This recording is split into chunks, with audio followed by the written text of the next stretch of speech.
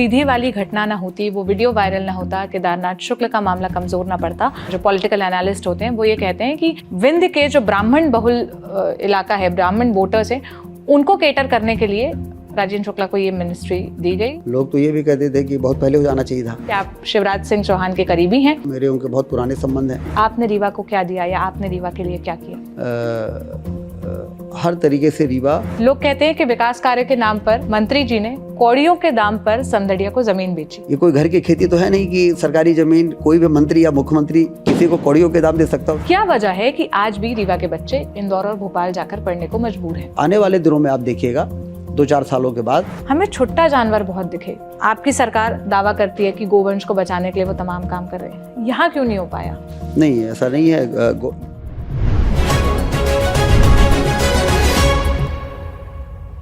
हमारे साथ रीवा के 4 बार के विधायक और 5वीं बार मैदान में उतरे भाजपा प्रत्याशी और मध्य प्रदेश में इस वक्त जनसंपर्क मंत्री और PHE मिनिस्टर राजेंद्र शुक्ला जी हैं। सबसे पहले आपका बहुत बहुत स्वागत है ललन टॉप पर, और दीपावली की बहुत बहुत शुभकामनाएं। जिस शाम हम ये वीडियो रिकॉर्ड कर रहे हैं, आपकी और हमारी दोनों की दिवाली वर्किंग दिवाली है। पहला सवाल तो हमारा यही होगा कि आप 40 दिन पहले आपको दोनों ही बड़े डिपार्टमेंट दिए गए, क्या वजह रही कि इस कार्यकाल में 3.5 साल तक ये कैबिनेट आपके पास नहीं आए? सबसे पहले तो आपको भी दीपावली की बहुत शुभकामनाएं, और आपके माध्यम से सभी दर्शकों को मैं दीपावली की शुभकामनाएं देता हूं। जहां तक आपने सवाल किया है कि 40 दिन पहले ही क्यों, तो पार्टी आप जानती हैं कि समय पर परिस्थितियों के अनुसार समय समय पर अपने डिसीजंस लेती है, किसको मंत्रिमंडल में रखना है, किसको नहीं रखना है, कब रखना है। तो मुझे ऐसा लगता है कि हमारे शीर्ष नेतृत्व ने जब बेहतर समझा तो मंत्रिमंडल में मुझे जगह दी है। हालांकि जब मैं मंत्री नहीं भी रहा हूं, तो चूँकि मेरी सरकार थी, मुख्यमंत्री हमारे थे, सारे मंत्रियों से मेरे बहुत अच्छे संबंध थे, तो कभी भी एहसास नहीं हुआ कि मैं मंत्री नहीं हूं। यहाँ तक कि 12 साल में जब मंत्री रहा तो अधिकारियों से भी इस प्रकार के संबंध रहे कि सभी जानते थे कि मेरा जो उद्देश्य रहता है क्षेत्र के डेवलपमेंट का ही रहता है, और उस मामले में जब भी मैं कोई प्रस्ताव देता हूँ तो उसको कोई मना नहीं करता, चाहे मैं मंत्री हूँ या ना हूँ। तो रीवा के लोगों ने भी ये कहना शुरू कर दिया था। शुरू में तो लगा कि मंत्री नहीं बनाया, लेकिन कुछ दिनों के बाद उन्होंने कहना शुरू कर दिया कि बिना मंत्री के ही ये मंत्री हैं। तो कुल मिला के काम चलता रहा, और बाद में जब मुझे मंत्रिमंडल में शामिल होने का निर्णय लिया गया, तो हम लोग तो कार्यकर्ता हैं, जब जहाँ पर जो काम सौंपा जाता है उसको खुशी करते हैं। आपके आलोचक कहते हैं कि अगर सीधी वाली घटना ना होती, वो वीडियो वायरल ना होता, केदारनाथ शुक्ल का मामला कमज़ोर ना पड़ता, तो और जो जातिगत समीकरण समझते हैं, जो पॉलिटिकल एनालिस्ट होते हैं, वो ये कहते हैं कि विंध्य के जो ब्राह्मण बहुल इलाका है, ब्राह्मण वोटर्स है, उनको केटर करने के लिए राजेंद्र शुक्ला को ये मिनिस्ट्री दी गई 40 दिन पहले, और अगर वो ना हुआ होता तो ऐसा होता ही नहीं, उनको ये मिनिस्ट्री भी ना दी जाती। दूसरे जो आपकी पार्टी के अंदर के ही जो आलोचक है, वो ये बात बताते हैं कि आप शिवराज सिंह चौहान के करीबी हैं और वी.डी. शर्मा से आपकी नहीं बनती, तो जब वो बीजेपी के प्रेसिडेंट बने तो उन्होंने तय किया कि आपको मिनिस्टर नहीं बनाना है। आपकी इस पर क्या राय है? नहीं, ऐसी कोई बात मुझे समझ में नहीं आती है कि मेरा ये मानना है कि जब ज्योतिरादित्य सिंधिया जी को के समर्थन से सरकार बनी, तो उस समय उनके बहुत से ऐसे लोग जो पार्टी छोड़ के आए थे, उनको मंत्री बनाना ज़रूरी भी था। और जब उनको मंत्री बनाना ज़रूरी था, तो जो पहले से मंत्री बन रहे हैं लोग, उनमें से कुछ लोगों को ये कहना भी ज़रूरी हो गया था कि अब इस बार परिस्थितियां ऐसी हैं कि हमें उनको एकोमोडेट करना है, सिंधिया जी के साथ जो लोग आए हैं।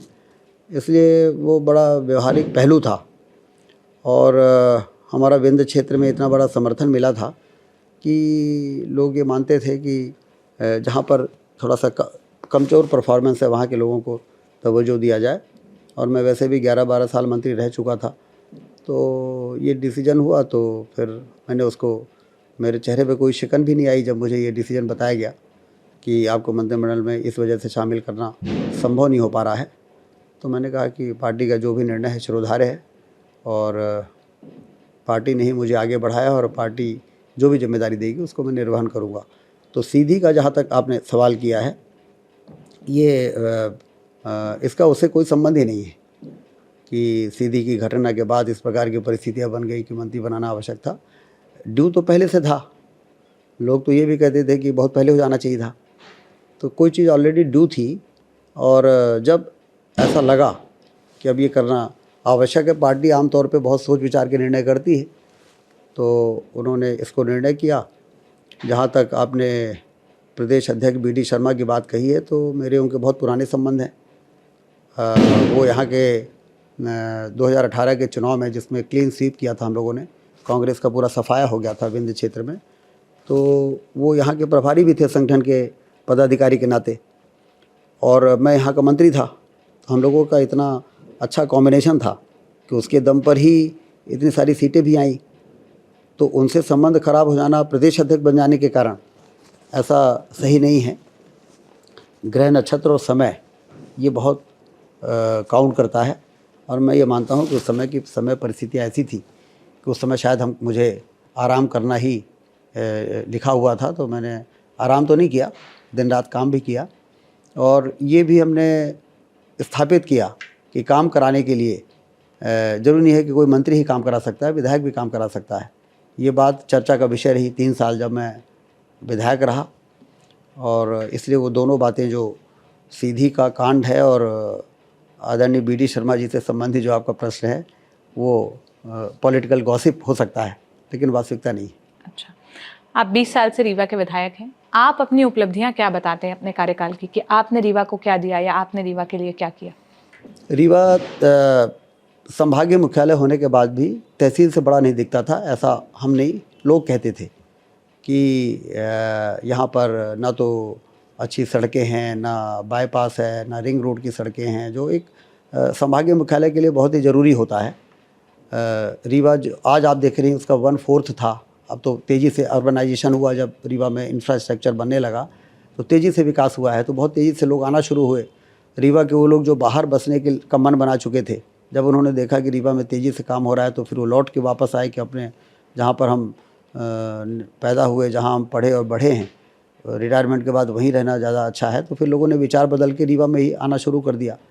तेज़ी से कॉलोनियाँ बनी डिमांड के कारण, और आज रीवा की जो तस्वीर है उसको देख के लोग कहते हैं कि अब तहसील, पुराना तहसील जैसा दिखता था वो तो छोड़िए, यदि यही स्पीड रहेगी डेवलपमेंट की तो रीवा भोपाल इंदौर के बराबरी में जाके खड़ा हो जाएगा, क्योंकि रीवा में पोटेंशियल है। यहाँ पर 40 मिलियन टन सीमेंट पैदा होती है, 15,000 मेगावाट हमारे विंध्य क्षेत्र में कोयले से बिजली पैदा होती है, 3 नेशनल पार्क्स हैं हमारे यहाँ, बांधवगढ़, संजय गांधी टाइगर रिजर्व और पन्ना टाइगर रिजर्व जो हमारे विसिनिटी में है। रिलीजियस टूरिज़्म का इतना बड़ा स्कोप है कि मैहर का शारदा माई का धाम और चित्रकूट हमारे यहाँ है। तो कमज़ोर इंफ्रास्ट्रक्चर के कारण जो हमारे यहाँ का डेवलपमेंट बिल्कुल सकंड था, दबा हुआ था, सब कुछ होने के बावजूद वो मजबूत इंफ्रास्ट्रक्चर के दम पर अब दिखने लगा है। तो लोग ये कहने लगे हैं कि रीवा में तो बड़ा पोटेंशियल है, और यहाँ पर हॉस्पिटल्स और होटल्स इतनी तेज़ी से बन रहे हैं कि लोग उसको देख के आश्चर्यचकित हैं। तो मैंने सिर्फ इतना किया है कि यहाँ के इंफ्रास्ट्रक्चर को इतना रोबस्ट कर दिया है, इतना मजबूत कर दिया है। हवाई अड्डा रीवा में बन रहा है जिसकी कोई कल्पना नहीं कर सकता था। 400 करोड़ की लागत का एयरपोर्ट बन रहा है रीवा में, जिससे यहाँ का टूरिज़्म बढ़ेगा, यहाँ का इंडस्ट्रियल इन्वेस्टमेंट बढ़ेगा। और सिंचाई के नहरों का जो जाल बिछाया, आपका सवाल जो था कि ऐसा क्या, जो सबसे बड़ा काम हुआ है कि बाणसागर का बांध जो 78 में जिसका भूमि पूजन हुआ, और बाद में वो धीरे धीरे करके और काम बंद हो गया, बांध अधूरा था, सिंचाई की नहरें खुद ही नहीं, हम लोगों ने उसको ज़्यादा फोकस किया और मुख्यमंत्री जी के दिमाग में ये बैठा दिया कि यदि विंध्य क्षेत्र का डेवलपमेंट करना है तो बाणसागर का बांध और सिंचाई की नहरें का जाल, इसको पूरा किया जाए और खेतों में पानी पहुँचाया जाए, तो ये क्षेत्र अपने आप ही डेवलप करने लगेगा। और आज 3 लाख एकड़ में पानी पहुंच चुका है, और उसका असर ये है कि हमारे किसानों की धरती से दौलत पैदा करने के बाद उनकी परचेजिंग कैपेसिटी इतनी बढ़ गई है कि रीवा में पिछले साल हीरो मोटरसाइकिल देश में सबसे ज़्यादा यदि बिकी है तो रीवा में बिकी है। जेसीबी मशीन देश में सबसे ज़्यादा जहाँ यदि कहीं बिकी है तो रीवा में बिकी है, क्योंकि यहाँ पर इकोनॉमिक एक्टिविटीज़ बहुत तेज़ हो गई हैं। तो ये सारे काम हैं जो सरकारों का काम है, जनप्रतिनिधियों का काम है कि हमारे यहाँ इंफ्रास्ट्रक्चर इस प्रकार से होना चाहिए कि लोग आसानी से आ सकें। आज आप रीवा से बनारस जाएं, पहले 7-8 घंटे लगते थे, अब 2.5 घंटे में पहुंच सकते हैं। रीवा से प्रयागराज जाएं, पहले 5 घंटे लगते थे, अब 1.5 घंटे में पहुंच सकते हैं। जबलपुर आप 2.5 घंटे में पहुंच सकते हैं, जो कि पहले बहुत ही और बड़ी टायरिंग जर्नी होती थी। अब तो आरामदायक जर्नी है, आप आइए जाइए, पता भी नहीं चलता, दूसरे काम भी कर लीजिए। इसी तरह से झांसी में, रीवा में सोलर प्लांट बना है, दुनिया का, एशिया का, उस समय दुनिया का सबसे बड़ा था जब मैंने काम शुरू कराया था। ये विभाग मेरे पास ही था, 750 मेगावाट का। उसमें 26% बिजली दिल्ली मेट्रो को जाती है। दिल्ली मेट्रो जो चल रही है हमारे रीवा के सोलर प्लांट से चल रही है। तो इस प्रकार से कई ऐसे काम है। रीवा की पहचान वाइट टाइगर था, 76 के बाद यहाँ वाइट टाइगर नहीं था, लेकिन हम कहते थे सफ़ेद शेरों की धरती पे आपका स्वागत है। जब कोई भी डिग्नेटरीज यहाँ पे आता था, जो हमारी पहचान थी। दुनिया के जितने भी चिड़ियाघर हैं वहाँ पे जो वाइट टाइगर हैं वो रीवा के ऑफ ब्रीड हैं, रीवा के वंशज हैं, लेकिन रीवा में नहीं था। और ये इमोशनल इशू था हमारे यहाँ का। मैंने कई पॉलिटिकल चुनावी भाषणों में लोगों को ये कहते सुना जब मैं कॉलेज में पढ़ता था कि मुझे जिताइए, मैं सफ़ेद शेर वापस लाऊंगा। तो आज वो वाइट टाइगर सफारी बन के तैयार है 250 एकड़ में। और न सिर्फ वाइट टाइगर हैं बल्कि वहाँ पे रॉयल बंगाल टाइगर भी हैं, भालू भी हैं, तेंदुआ भी है, इस प्रकार के और सांभर, चीता और इस तरह के हर्बीवोर्स जो हैं वो भी हैं। तो कुल मिला के हर तरीके से रीवा चौतरफा विकास की ओर आगे बढ़ रहा है। आपने चौतरफा विकास बताया, अब इसी में से ही कुछ सवाल हैं। सोलर प्लांट का जिक्र है, यहाँ के लोगों ने हमें बताया कि सोलर प्लांट तो बना लेकिन हमें नौकरियाँ नहीं मिली, रीवा के लोगों को नौकरियाँ नहीं मिली। उस पर आपकी राय? दूसरा सवाल, लोग कहते हैं कि विकास कार्य के नाम पर मंत्री जी ने कौड़ियों के दाम पर समदड़िया को ज़मीन बेची, इस पर आप क्या कहेंगे? देखिए, सोलर प्लांट का जहाँ तक सवाल है तो सोलर प्लांट जब बन रहा था तो वहाँ 3 यूनिट हैं। हर यूनिट में 500-500 लोग काम कर रहे थे। जो काम कर रहे थे वो सब रीवा के लोग ही, उसमें चाहे कारपेंटर हो, चाहे लेबर्स हों, चाहे सुपरवाइज़र्स हों, व्यापक स्तर पर काम चला 2.5-3 साल। एक बार सोलर प्लांट बन जाता है तो फिर आपको मालूम है कि उसमें ना तो कोई चीज़ ट्रांसपोर्ट करके लाना है, तो सूरज से सीधे रोशनी आती है पैनल्स में, पैनल्स की सफाई करने का काम और उसकी चौकीदारी करने के काम के अलावा बाकी जो वर्कर्स होते हैं उसकी डिमांड होती नहीं है। तो शुरू में तो 1,500 लोगों को काम मिला वहाँ पे, लेकिन जब वो कमीशन हो गया पावर प्लांट तो उसके बाद वो प्रति प्लांट जो 500 लोग थे वो 100 हो गए। तो जो लोग काम कर रहे थे उसके बाद उनके पास, जैसे कोई बिल्डिंग बन रही है, बिल्डिंग बन गई, बिल्डिंग के बाद तो वहाँ पे कोई रहेगा नहीं, लेकिन जो 100 लोग काम कर रहे हैं अभी भी, मुझे लगता है पर प्लांट 100 से 150 लोग, यदि हम चौकीदार भी जोड़ लें, हम पैनल की सफाई करने वाले जो मज़दूर हैं उनको जोड़ लें, और कंट्रोल टावर में जो काम करने वाले टेक्निकल स्टाफ हैं उनको वो 50 रहते हैं, और बाकी आप मान सकते हैं कि 150 हर प्लांट में, तो 450-500 लोग अभी भी वहाँ काम कर रहे हैं। उसमें 70% रीवा के ही हैं। लेकिन बेरोज़गारी ऐसी है कि सबको तो नहीं मिल सकता है। और फिर उन्होंने छटनी किया, बहुत से ऐसे टेक्निकल स्टाफ जिनकी उनको ज़रूरत नहीं थी, जैसे हमारे बगल में ही एक मृत्युंजय द्विवेदी रहते हैं, तो वो वहाँ पर सोलर प्लांट में शुरू से काम करते थे। फिर वो उसी कंपनी के राजस्थान में बनने वाले सोलर प्लांट में चले गए, तो लोगों ने ट्रांसफ़र किए हैं, क्योंकि वहाँ पर डिमांड कम हो गई, रिक्वायरमेंट कम हो गई मैन पावर की। तो जब तक रही है तो रीवा के लोग काम किए, और अभी भी मैं मानता हूँ कि जितने लोग उसमें हैं उसमें से 70% रीवा के लोग हैं। वहाँ पर बहुत सारे लोग हैं जो काम कर रहे हैं। इवन कंट्रोल रूम में काम करने वाले जो टेक्निकल स्टाफ है उसमें भी रीवा के आधे से ज़्यादा लोग हैं। लेकिन चूँकि संख्या कम हो गई इसलिए ये बातें आती हैं कि सारे लोगों को काम नहीं मिला। दूसरा, जहाँ तक सवाल है रीवा में कौड़ियों के दाम को बेचने वाला सवाल, तो ये पूरी तरह से मनगढ़ंत है। मैंने जब 15 महीने की कमलनाथ की सरकार बनी थी तो मैंने ये कहा था कि अब तो आपकी सरकार बन गई है, क्योंकि हर चुनाव में ये मुद्दा आता है, और जैसे ही चुनाव ख़त्म हो जाता है ये मुद्दा गायब भी हो जाता है। तो 18 के चुनाव में आपको मालूम होगा कमलनाथ जी की सरकार बन गई थी और मैं विधायक बन गया था। तो मैंने धन्यवाद सभा में पहले ही कहा था कि अब तो आपकी सरकार बन गई है, अब करा लो जांच, और यदि सुई के नोक के बराबर भी कोई गड़बड़ी मिल जाएगी कि मैंने, ये कोई घर की खेती तो है नहीं कि सरकारी ज़मीन कोई भी मंत्री या मुख्यमंत्री किसी को कौड़ियों के दाम दे सकता है। उसका एक प्रोसीजर होता है, एक रीडेंसिफिकेशन स्कीम है। उस रीडेंसिफिकेशन स्कीम में कलेक्टर के यहाँ से प्रस्ताव बनता है, फिर वो हाउसिंग बोर्ड में कमिश्नर के यहाँ जाता है, फिर वो प्रमुख सचिव के डिपार्टमेंट में जाता है, फिर वहाँ से चीफ सेक्रेटरी के यहाँ जाता है। और चीफ सेक्रेटरी जब उसमें डिसीजन करते हैं तो 12 विभागों के पीएस बैठे रहते हैं वहाँ पर, जो पीपीआर को अप्रूव करते हैं, प्रिलिमिनरी प्रोजेक्ट रिपोर्ट, फिर डीपीआर को अप्रूव करते हैं, डिटेल प्रोजेक्ट रिपोर्ट, फिर टेंडर होता है, फिर टेंडर को अप्रूव करते हैं। वो 12 लोगों की कमेटी ये डिसीजन करती है कि ये ज़मीन फलाने व्यक्ति के ऑफ़र को देना है कि नहीं देना है। उसमें मंत्री का क्या रोल है या विधायक का क्या रोल है। लेकिन जनता चूँकि हम 100 बार झूठ बोलेंगे तो सच मान लेगी, इस आधार पर इस तरह की बातें फैलाने का काम करते हैं। तो मैंने कहा था कि सुई के नोक के बराबर भी गड़बड़ी मिल जाएगी तो मैं विधायकी तो छोड़ो, जीतने के बाद भी मैं विधायकी छोड़ दूंगा और राजनीति भी छोड़ दूंगा। उसके बाद सारे लोग शांत बैठे रहे, 15 महीने सरकार चलाया ना क्योंकि उनको मालूम था कि बड़े ट्रांसपेरेंट प्रोसीजर से सरकार की इस प्रकार की ज़मीनों को देने का काम सरकार करती है। और उसमें एक अधिकारी नहीं है कि दे दे, उसमें 12-12, 15-15 प्रमुख सचिव लेवल के अधिकारी रहते हैं। तो ये इस तरह की आधारहीन बातें करके लोगों ने पिछले 3 चुनावों में इसको मुद्दा बनाया और तीनों बार उनको मुँह की खानी पड़ी। राजेंद्र जी, कुछ स्टूडेंट्स मिले थे हमें यहाँ पर जो विवेकानंद पार्क है वहाँ, उनमें से अधिकतर स्टूडेंट्स भोपाल, इंदौर जाकर पढ़ाई कर रहे हैं। रीवा में कॉलेज होने के बावजूद, रीवा में अस्पताल होने के बावजूद लोगों की शिकायत है कि ना क्वालिटी एजुकेशन है, ना अस्पतालों में डॉक्टर ढंग के हैं, ना इलाज सही से हो रहा है। क्या वजह है कि आज भी रीवा के बच्चे इंदौर और भोपाल जाकर पढ़ने को मजबूर हैं? नहीं, ये आपका बहुत सही है।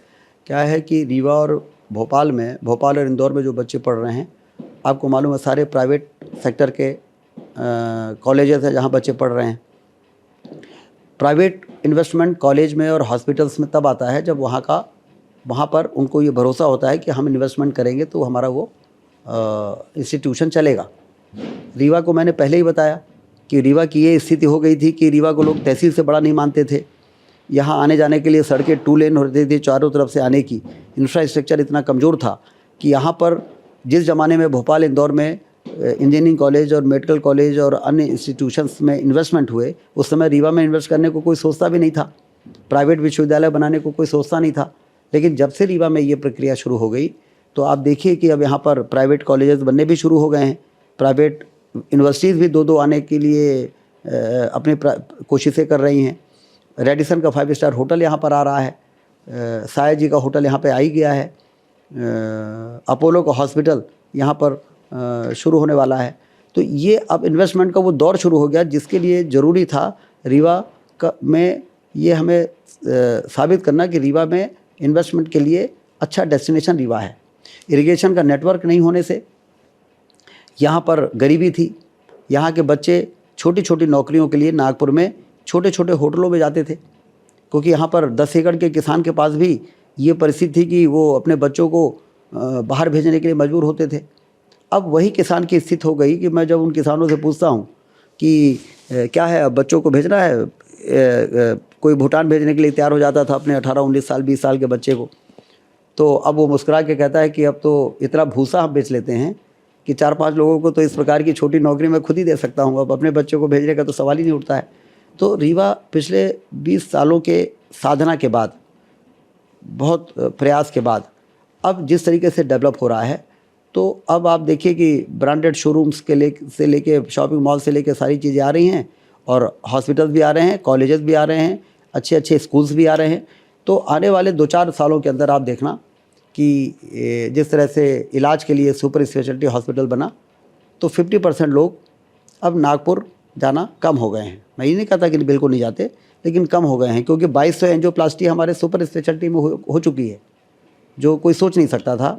यहाँ पर किडनी ट्रांसप्लांट की हम लोग तैयारी कर रहे हैं और 2200 एंजियोप्लास्टी के जो ऑपरेशंस यहाँ पे हुए हैं उसमें से 2000 आयुष्मान कार्ड वाले हैं। आपको जान के ये खुशी भी होगी और आश्चर्य भी होगा कि गरीब लोग जो बाहर जा नहीं जा सकते थे और रात में सोते हुए कभी भी वो इस दुनिया को छोड़ के चले जाते। वो यहाँ पर जाकर एंजियोग्राफी कराते हैं, फिर एंजियोप्लास्टी उनकी हो जाती है और 1 रुपया उनका नहीं लगता क्योंकि आयुष्मान कार्ड दे देते हैं। तो अब ये जो सुधार की दिशा में जो इंफ्रास्ट्रक्चर हमने मौजूद किया, जिस काम के लिए किया, हमें रीवा को एजुकेशन हब बनाना है, हमें कोटा को पीछे करना है, हमें रीवा को मेडिकल हब बनाना है, नागपुर को इस मामले में हमको पीछे करना है। उसके लिए जो ज़रूरी ढांचा था वो हमने अब तैयार कर लिया है। मार्च में हमारा ATR 72 प्लेन भी शुरू हो जाएगा, उससे भी लोग अट्रैक्ट होंगे। मैं जब इंडस्ट्री मिनिस्टर था और मैं कहता था कि आओ रीवा में आइए, मैं मुख्यमंत्री जी के साथ जाता था और कहता था कि MP में इन्वेस्टमेंट करिए, और उसके बाद मैं अलग से उनसे कहता था कि रीवा आइए, क्योंकि रीवा UP से लगा हुआ है, जहाँ 25 करोड़ की पॉपुलेशन है, पूर्वोत्तर राज्य का गेटवे है हमारा रीवा, तो इसलिए रीवा आइए और यहाँ पर इन्वेस्टमेंट करिए। तो वो कहते थे कि रीवा में एयरपोर्ट है क्या, तो मैं निरुत्तर हो जाता था कि ये बात तो सही है कि हमारे यहाँ एयरपोर्ट नहीं है, और एयरपोर्ट ना होने से टूरिज़्म और इंडस्ट्रियल रिवोल्यूशन हो ही नहीं सकता है। तो एयरपोर्ट बन रहा है, तो आने वाले दिनों में आप देखिएगा 2-4 सालों के बाद कि आपको यहाँ पर कॉलेज बनाने वाले, स्कूल बनाने वाले, यूनिवर्सिटी बनाने वाले रीवा में अब होड़ लगाएंगे ज़मीन लेकर अपने इंस्टीट्यूशन खोलने के लिए। उनको मालूम है कि पेइंग कैपेसिटी यहाँ बढ़ गई है रीवा की। अभी भी आप करिए कि रीवा के लोग बाहर जा रहे हैं, तो यदि यहाँ पर होगा तो फिर वो बाहर नहीं जाएंगे। तो अब आने वाले दिनों में ये सुधार के लिए जो ज़रूरी काम था वो हमने पूरा कर दिया है। एक आखिरी सवाल पूछूंगी। हम जब रीवा में घूम रहे थे, हम यहाँ पर 2 दिन में अलग अलग जगह से रिपोर्ट कर रहे हैं, हमें छुट्टा जानवर बहुत दिखे। हाईवे पर हमें गाय दिखती हैं, और 1, 2, 5, 10 नहीं, काफ़ी संख्या में। आपकी सरकार दावा करती है कि गोवंश को बचाने के लिए वो तमाम काम कर रहे हैं, यहाँ क्यों नहीं हो पाया? नहीं, ऐसा नहीं है। ये समस्या देशव्यापी है, और वास्तव में हमारी सरकार ने जब से गौ हत्या पर प्रतिबंध लगाया, ये बात सही है कि गौओं की संख्या बढ़ी है, लेकिन उसके साथ ही साथ गौशालाएं बनाई जाएं, उनको वहाँ पर रखा जाए। लेकिन मुझे आपको बताते हुए खुशी है, यदि कोई मुझसे पूछता है कि आपने रीवा में सोलर प्लांट लगाया, वाइट टाइगर सफारी बनाया, आपने इरिगेशन सिंचाई हुई है, आप बाईपास और रिंग रोड रीवा में नहीं था वो सब बन गया, और फ्लाईओवरों का शहर बन गया हमारा रीवा, लोग कहते हैं और दिखता भी है। लेकिन उसके बावजूद यदि कोई मुझसे पूछे कि आपने सबसे अच्छा काम क्या किया है, तो मुझे जो संतोष होता है, मैंने 10,000 गायों की गौवंश वन विहार बनाया है, जिसको काऊ सफारी कहते हैं। हमने सिर्फ वाइट टाइगर सफारी नहीं बनाया, हमने काऊ सफारी बनाया है 50 एकड़ की सरकारी ज़मीन में, जो 500 एकड़ के जंगल से लगा हुआ है। और अभी पिछले आचार संहिता के पहले हमने उसका लोकार्पण किया है। कभी आपको मौका मिले और आप जाके वहाँ पे देखेंगी तो आपको लगेगा कि जैसे किसी कॉलोनी का विकास होता है, उसी प्रकार से उस गौ अभयारण्य का विकास हुआ है, जिसमें रोड है, हॉस्पिटल है, बायोगैस प्लांट है, और रोड के दोनों तरफ शेड्स बने हुए हैं, प्लॉटिंग है। शेड्स बनाने की प्लॉटिंग करके और शेड्स बनाए गए हैं, और उसकी टोटल कैपेसिटी है इस समय 7 से 8 हज़ार गायों को हम शेड में रख सकते हैं। और वो गायें 3 करोड़ रुपए की हमने वहाँ FD कराई जन सहयोग से, उससे 1.5 से 2 लाख रुपए हर महीने ब्याज आता है। उससे हमने 40-50 लोगों को नौकरी में रखा गौ सेवक के रूप पर, जिसको हम 8,000, 10,000, 6,000 ऐसी सैलरी देते हैं, जो उन गायों को ले जाते हैं जंगल में चराने के लिए, और फिर शाम को गोधोली बेला के में जब वो 4-5 हज़ार गाय वापस आती हैं तो अद्भुत दृश्य रहता है। तो ये एक उस प्रॉब्लम का सलूशन है जो आपने कहा कि गायों के लिए जब उनको दूध देना बंद कर दें तो फिर यदि एक समस्या है, उससे खेती भी का भी नुकसान होता है, और गाय यदि सड़क में है तो एक्सीडेंट से उनकी डेथ भी होती है। और हम सब ये, हमारी संस्कृत और धर्म ये कहता है कि 33 करोड़ देवी देवता गौ माता के शरीर में वास करते हैं, जिसका मल और मूत्र पूजा में उपयोग होता हो, इससे बड़ी और वेरिफिकेशन क्या चाहिए किसी की पवित्रता का, कि गौ और मूत्र गोबर पूजा में उपयोग होता हो। तो इसलिए मेरा ये सोचना था कि मारी मारी यदि गौएँ फिरेंगी तो समाज का कभी कल्याण नहीं हो सकता है। इसलिए लक्ष्मण बाग में 1,000 गायों का जो शहर में है, हमने शुरुआत की, गौशाला बनाई। शहर के जितने भी चौराहे में गौएँ रहती थी उनको ले जाके वहाँ पे रखवाते थे, और उनका वहाँ भंडारा चलता है। वहाँ भी 1 लाख रुपए हर महीने ब्याज का आता है। और फिर हमने कहा कि ये संख्या कम है, 1,000 में काम नहीं चलेगा, तो फिर 10,000 गायों का बनाया। और आज भी मैं कहता हूँ कि ये रीवा ज़िले की 1 लाख गायों की समस्या है। इसलिए कलेक्टर से मैंने बोला है कि ये तो एक सक्सेसफुल मॉडल बन गया है, जिसको मुख्यमंत्री जी ने भोपाल स्तर पे राज्य स्तरीय समीक्षा में भी कहा कि सबसे अच्छा संचालन रीवा के बसामन मामा गौवंश वन विहार में हो रहा है, उसको जाके स्टडी करिए। और अब हमने कहा है कि हर विधानसभा में एक एक इस प्रकार का गौवंश वन विहार सरकारी ज़मीन को ढूंढ के जो जंगल से लगी हो जहाँ पे, और जब 1 लाख गायों के लिए ऐसा स्थान बन जाएगा तब वो समस्या का सलूशन निकलेगा जो आप कह रही हैं। और मैं ये मानता हूँ कि यदि हमारे पास समस्या का समाधान नहीं है तो हम खुद ही एक समस्या हैं, और इसलिए वो पहल करके उसका एक सलूशन निकाला है। और अब आने वाले दिनों में हम लोग जब और मेहनत करेंगे तब जाके सभी दूध देना बंद करने वाली गौ माताओं को हम यहाँ पर पहुँचा पाएंगे। और उसके गोबर आप देखिएगा कुछ दिनों के बाद हमारा जो गौवंश वन विहार है वो करोड़ों की संस्था हो जाएगी, क्योंकि उससे हम गोबर की खाद भी बना रहे हैं। गौमूत्र से हम वो जो फेनाइल होता है, गोनाइल कहते हैं उसको, गोनाइल बना रहे हैं। गोबर पेंट भी हम बनाने की योजना बना रहे हैं। अभी तो बनाने में हमारी बहुत एनर्जी लग गई उस इंफ्रास्ट्रक्चर को। अब उसको फाइनेंशियल सस्टेनेबिलिटी कैसे हो जाए, इसके लिए अब हम लोग उस पर काम करेंगे और एक ऐसा सक्सेसफुल मॉडल होगा कि जिसको पूरा देश अडॉप्ट करेगा, ऐसा मुझे लगता है। तो ये आपने मध्य प्रदेश के अभी के जनसंपर्क मंत्री और पीएचई मिनिस्टर राजेंद्र शुक्ला जी के साथ हमारी बातचीत सुनी। जो सारे सवाल जनता हमसे पूछ रही थी, जब हम यहाँ 2 दिन अलग अलग जगह से रिपोर्ट कर रहे थे तो हमने इनसे पूछने की कोशिश की, और राजेंद्र जी भी बड़ी विनम्रतापूर्वक समय देकर दिवाली की शाम को इसका जवाब दिया। आप इस बातचीत पर क्या सोचते हैं, हमें कमेंट बॉक्स में बताइएगा। मेरा नाम सोनल है, कैमरे के पीछे विजय है। हमारी मध्य प्रदेश के विधानसभा चुनाव कवरेज लगातार जारी है। हम अलग अलग विधानसभा क्षेत्रों में जाएंगे, वहाँ की समस्या, वहाँ के मुद्दे समझने की कोशिश करेंगे, और अगर हमें वहाँ के जनप्रतिनिधित्व मिल गए तो उनसे भी सवाल जवाब का सिलसिला जारी रहेगा। शुक्रिया।